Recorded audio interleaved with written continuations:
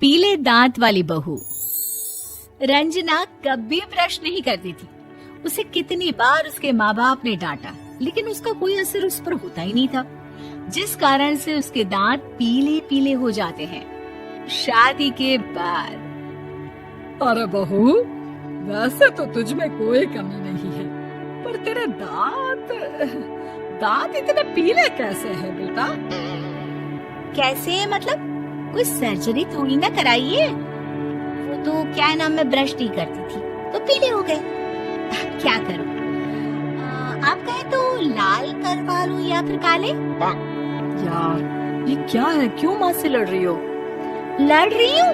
अरे मैं लड़ रही हूँ या ये बोल रही है कि दांत पीले हैं, पीले। अरे तपस्या थोड़ी ना की है इन्हें पीले करने के लिए। बकायदा ब्रश नहीं किया है 20 साल तक, तब जाकर। छी, कैसी बात कर रही हो? ये उस वक्त तो पीले नहीं थे जब हम लोग तुम्हें देखने आए थे। अरे तब साफ करवा लिया होगा डेंटिस्ट के पास जाकर। अब देखो कैसे पीले पीले लग रहे हैं। रचना सास की तरफ गुस्से से देखती है। फिर शुरू हो गई पीले पीले पीले। अरे पीले तो तब भी थे जब मेरे हाथ का रसगुल्ला उड़ा उड़ा कर खा रही थी और बोल रही थी, लड़की नहीं गुणों का खजाना दे रहे भाई साहब। अब वो लोग करते भी तो क्या करते, पीले दांत वाली बहू पल्ले पड़ी थी तो झेलना तो था ही। एक दिन कीर्तन में रंजना गाना गा रही थी। अरे कमला बहन, माँ का द्वार है, यहाँ तो सब शुद्ध होकर आते हैं, फिर अपनी बहू को ब्रश भी नहीं करवाती तुम।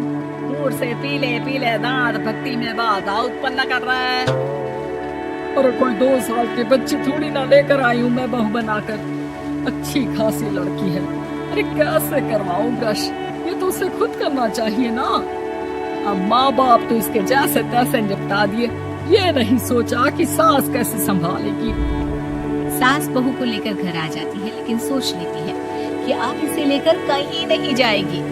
अगले रोज बहू कहती है, अरे क्या हो गया, मंदिर नहीं जाना क्या? कीर्तन का वक्त हो रहा है। मेरी मधुर वाणी से कान्हा जी जाते हैं और सोते हैं। आप तो जानती है ना उनकी भक्ति में कितना मन लगता है मेरा। वो क्या है ना, तबीयत ठीक नहीं लग रही है मेरी, आराम करूंगी मैं। तबीयत ठीक नहीं लग रही? अभी तो मिथुन के गाने पर नाच रही थी आप, और अब बोल रही है कि तबीयत ठीक नहीं लग रही। अरे भक्ति में मन लगा लो सासू माँ, ऊपर जाना है, क्या मुंह दिखाओगी आप? हाँ? सास को बहू की बात पर गुस्सा आ जाता है। मैं क्या मुंह दिखाऊंगी, इसकी चिंता तो ना कर, समझी? अपने मुंह की चिंता कर, जो ये पीले पीले दांत लेकर हर जगह पहुंच जाती है। पता है लोग कितना मजाक बनाते हैं। ना जी ना, मैं नहीं जाना कहीं तेरे साथ। तो ये बात है, कोई ना, मत जाओ, मैं अपने कमरे में ही बैठकर भक्ति कर लूंगी। ऊपर वाला दांत थोड़ी ना दिखता है, मन देखता है, भावना देखता है। और अरे बस बस, तू सब कुछ दिखा, बस ये सफेद चमकदार दांत खाना किसी को है? जा यहाँ से। बहू को सास की बात का कोई फर्क नहीं पड़ता, वो तो जैसी थी वैसी ही रह जाती है। सुबह नहाकर किचन में खाना बनाना, फिर खाना खाना, कीर्तन भजन करना और सो जाना। एक दिन, माँ जी मैं सहेली के घर जा रही हूँ, शाम को लेट आऊंगी। हाँ, तो जाना, मैंने कौन सा तेरी आरती करनी है घर पर बैठकर। रंजना सहेली के घर जाती है, जहाँ वो पार्टी में जाने की तैयारी कर रही होती है। अरे शिखा, कहाँ जाने की तैयारी कर रही है? मैं गलत वक्त पर आ गई क्या? अरे नहीं यार, हम तो सही वक्त पर आ गए। मैंने ये साड़ी और ज्वेलरी निकाली है यार, शाम को इनके ऑफिस की एक पार्टी में जाना है। बताना कैसा लग रहा है ये सब? नहीं यार, इस ड्रेस के साथ तो वो वाली ज्वेलरी अच्छी लगेगी। मम्मा सही बोल रही है, मैंने ध्यान ही नहीं दिया। वैसे तो हमेशा से मस्त फैशन सेंस रखती है। ये तो बड़ा जाती होगी ना पति के साथ पार्टी में। रंजना कुछ नहीं बोलती, बस सोचती है कि यार काश ये बात सही हो जाती, पर मैं क्यों नहीं जाती पार्टी में?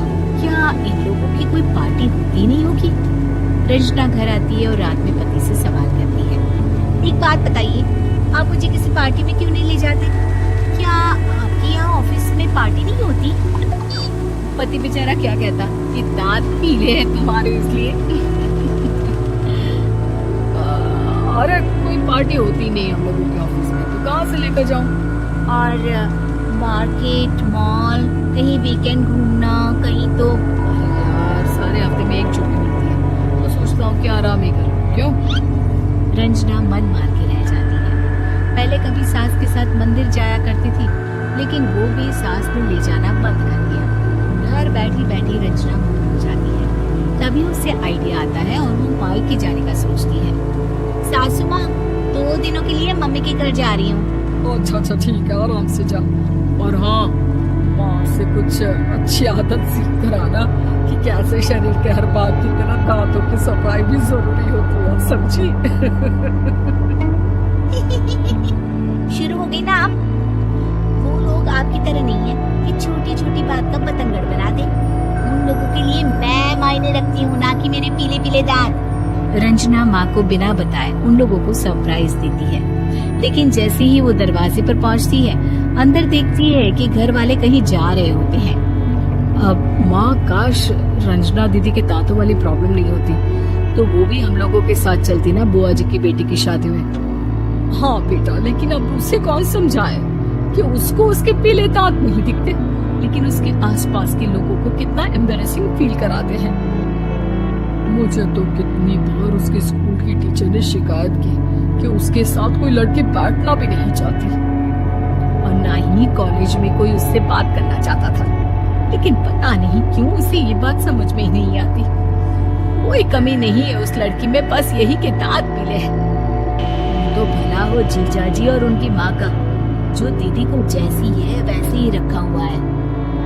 रंजना को अपने घर वालों की बात सुनकर बहुत दुख होता है। वो सोचती है कि वो क्या करे, लेकिन फिर वो सीधा डेंटिस्ट के पास जाती है, अपने दांत चमकाती है और कसम खाती है कि वो रोज ब्रश करेगी। और क्या हो गया? तुम तो 2 दिनों के लिए गई थी ना, पर कोई ना, अच्छा है, चलो आ गई तो। रंजना सास के सामने आकर खड़ी हो जाती है और पूरी स्माइल करती है, उसके चमकदार दांतों को दिखाती है। चलो मंदिर। माँ, मुझे माफ कर दीजिए, मैंने आप लोगों को बहुत एम्बैरेसिंग फील करवाया।